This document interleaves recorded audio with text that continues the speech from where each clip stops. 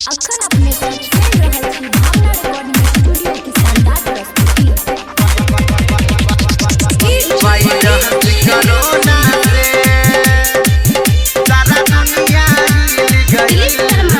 Virus corona से सारा दुनिया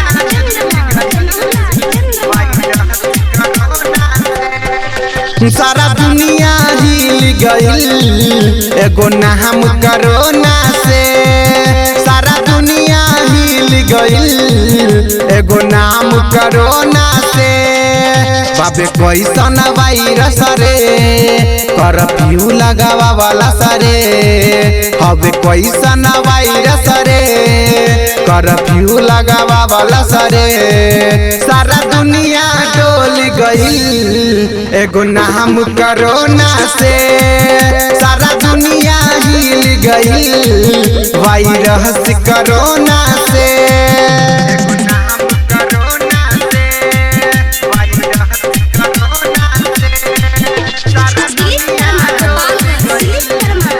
एगो नाम कोरोना से सारा दुनिया हिल गई। वायरस कोरोना से चाइनाई गलती कैला बतिया केहू के नाही बतैलस। फैललबा सगरो बीमारी जाने केतना भाई गवैलस। हाँ चाइनाई गलती कैलस बतिया केहू से नाही बतैलस। फैललबा सगरो बीमारी जाने केतना भाई गवैलस। बतई भारी रे कैसन महामारी रे। विपत हवे भारी रे कैसन महामारी रे। सारा दुनिया डोल गई। एगो नाम कोरोना से सारा दुनिया हिल गई। वायरस कोरोना से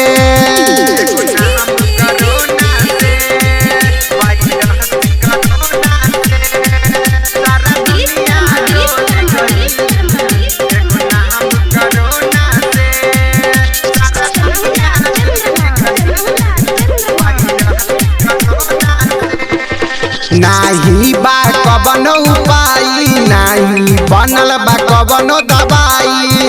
कहेला राजा अफरोज बतिया सुन ल एह मोरा भाई।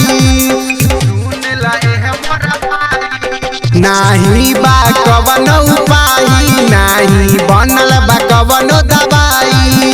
कहेला राजा अफरोज बतिया सुन ल एह मोरा भाई।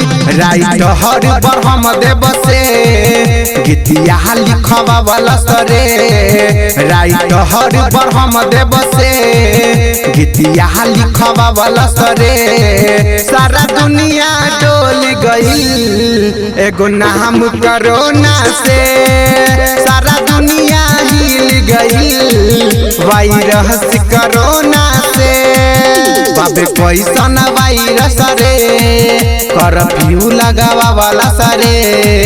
हवे कैसन वायरस रे कर्फ्यू लगावा वाला सरे। सारा दुनिया डोल गई।